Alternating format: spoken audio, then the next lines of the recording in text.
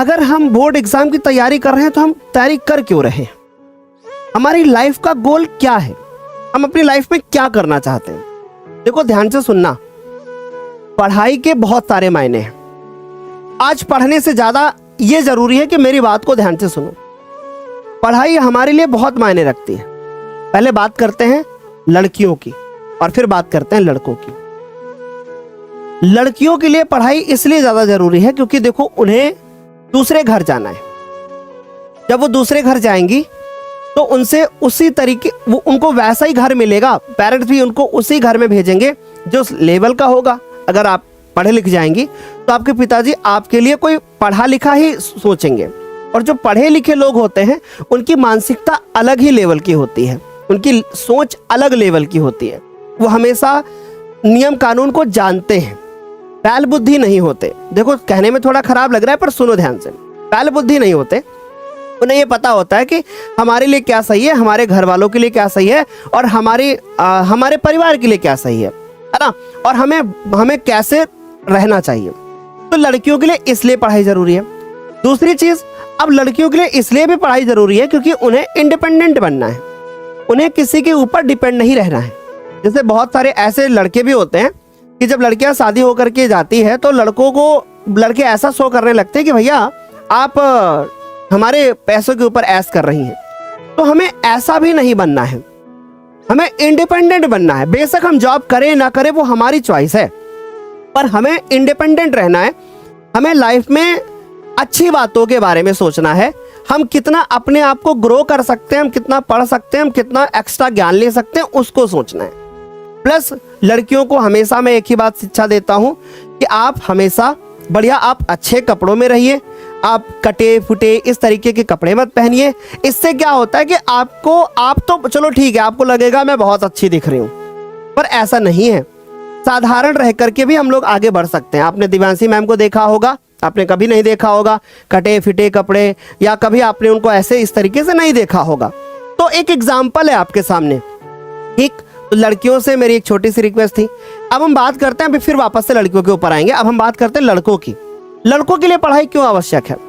लड़कों के लिए इसलिए पढ़ाई आवश्यक है क्योंकि उन्हें आगे चल करके अपना घर चलाना है, ठीक। और एक बात मैं सत्यता के साथ बता देना चाहता हूं, लड़कों से सिर्फ एक बात पूछी जाती है जीवन में कि आप क्या करते हो, क्योंकि इज्जत आपको कितनी देनी है ये इसी बात पे निर्भर करता है कि आप करते क्या हो। अगर आप कुछ नहीं करते हो ना तो आपको उसी हिसाब से इज्जत मिलेगी। आपने कितना पढ़ा कितना नहीं पढ़ा, इन सब चीजों की वैल्यू होती है जब एक समय आता है। तो ऐसे में अगर हो सके तो हमें अपनी लाइफ में उन चीजों के बारे में थोड़ा सा सोचना है कि अगर हमने नहीं पढ़ा तो क्या होगा, ठीक। तो आपको मेहनत करना है, आपको हमेशा अपने माँ बाप के बारे में सोचना है, आपको हमेशा पॉजिटिव सोचना है। आप अभी 10th क्लास में हो, आप ये मत सोचो कि हमने पीछे क्या किया। आज जो भी डेट हो, आप जिस भी डेट को इस वीडियो को देख रहे हो, आप ये सोचो कि हमने पीछे क्या किया। ये मत बिल्कुल भी मतलब ये मत सोचो कि आप हमने पीछे क्या किया।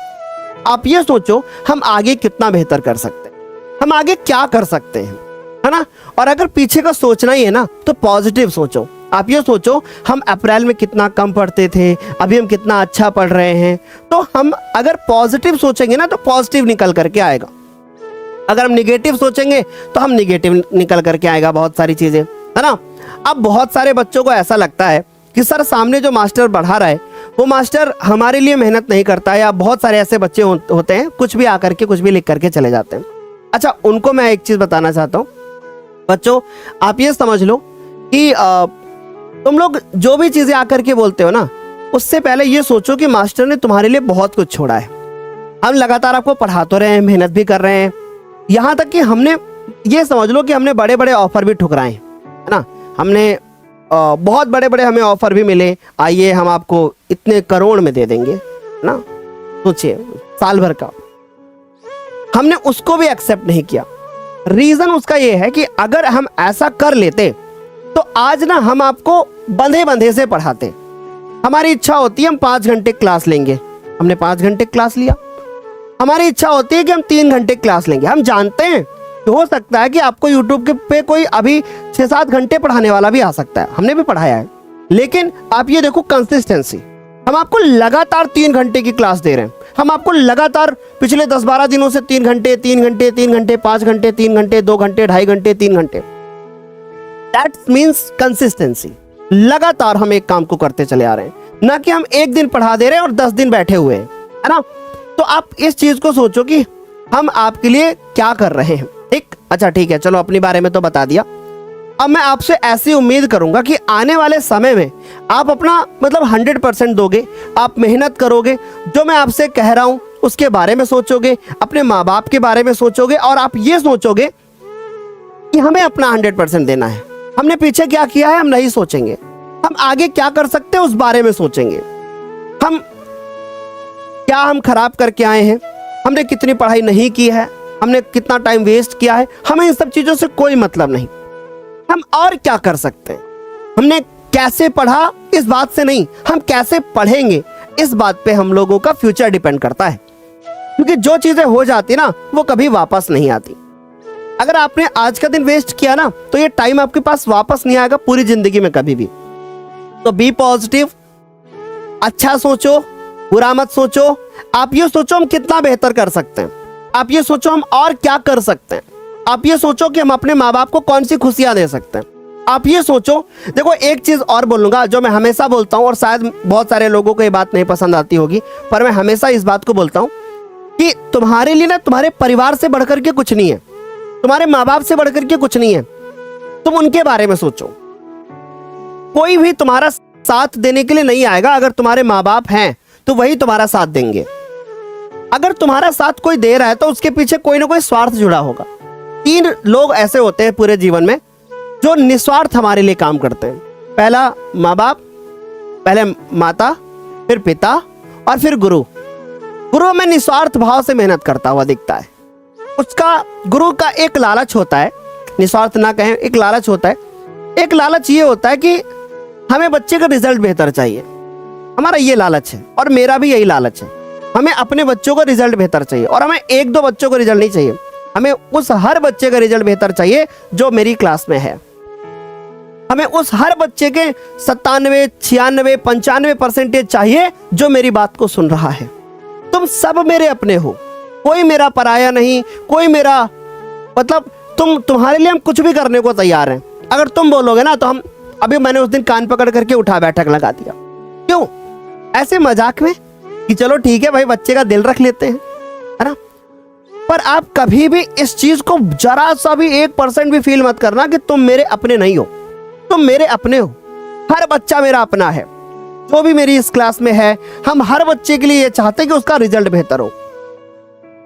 हमारे पास जब हमारी टीम के पास कॉल आता है तो हर बच्चे की एक ही ख्वाहिश होती है, शिवम सर से बात करा दो, आशुतोष सर से बात करा दो, दिव्यांशी मैम से बात करा दो, उनसे बात करा दो, उनसे बात करा दो। मैं जानता हूँ एक बच्चे का दिल करता है कि भैया हम किसी टीचर से बात करें, है ना, हम अपने ऑनलाइन वाले टीचर से बात करें।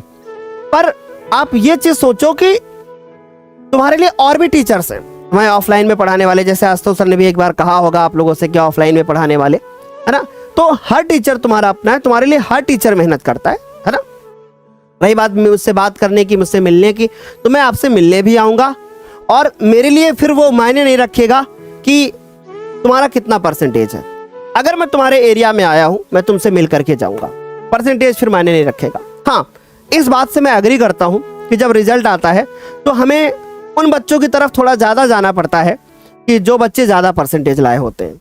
उसके पीछे का एक रीज़न ये होता है क्योंकि अगर हम ज़्यादा परसेंटेज वाले बच्चों की तरफ जब जाते हैं तो उससे हम ये दिखा पाते हैं कि भैया देखो हमारे यहाँ से इतने परसेंटेज बच्चे पढ़ करके आए हैं। अब मैं आपको एक बात बताता हूँ, आखिर ऐसा क्यों होता है, ऐसा क्यों दिखाते हैं, ऐसा हम क्यों बोलते हैं कि रैंक 2 से लेकर रैंक 10 तक ज्ञानोदय से आई है, ऐसा क्यों बोलते हैं? ताकि जो बच्चा ऑनलाइन आया है, जिसको इस चीज का जरा सा भी नॉलेज नहीं है कि ऑनलाइन में पढ़ाई कैसे होती है, वो क्या देखेगा? वो रिजल्ट देखेगा। और जब वो रिजल्ट देखेगा तो उस रिजल्ट के बेसिस पे, अगर वो रिजल्ट फेक है तो रिजल्ट के बेसिस पे ये जज करेगा कि भैया यहां से बढ़िया पढ़ाई होती है। करेगा कि नहीं करेगा बताओ? तो ऐसे में लाखों बच्चों का भविष्य खराब हो जाएगा। और जब मैं ये बताऊंगा कि भैया देखो इतने बच्चे यहां से निकले हुए हैं, एक दो तो नहीं, इतने बच्चे यहाँ से निकले हुए हैं, तो उसको ये रियलाइज होगा यार सच में इतने बच्चे होंगे तभी तो ना, है ना। तो इसलिए लाखों बच्चों का भविष्य आने वाले वर्ष में खराब ना हो, इसलिए ऐसा किया जाता है। मैं आप लोगों में से किसी भी एक बच्चे को ढूंढूंगा, किसी आप लोगों में से कोई 30-40 बच्चे तो ऐसे निकलोगे कि जो कि पूरे प्रदेश में टॉप 10 के अंदर आओगे। इस बार 33 बच्चे थे, इस बार कितने होते हैं प्रभु जाने, है ना। तो आप ये जानो कि अगर हमारा रिजल्ट बेहतर होगा तो हम एक एग्जाम्पल बनेंगे दूसरे के लिए, और हमारा जो हमें दिखाया जाएगा वो सही जगह पे दिखाया जाएगा, निस्वार्थ भाव से। ठीक, रही बात कि सर बहुत सारे बच्चे बोलते हैं कि सर अगर हम बहुत अच्छा रिजल्ट लाएंगे तो हमें क्या गिफ्ट दोगे। बहुत सारे बच्चे पूछते हैं, तुम्हारे लिए तो सबसे बड़ा गिफ्ट ये है कि मैं तुम्हें ईमानदारी से पढ़ा रहा हूं, बाकी रही बात रिजल्ट आने के बाद तुम्हारे मुंह से जो भी निकलेगा हम वो तुम्हें देंगे। वो गिफ्ट नहीं होगा, वो प्यार होगा। ठीक, तो ये अलग चीज होगी।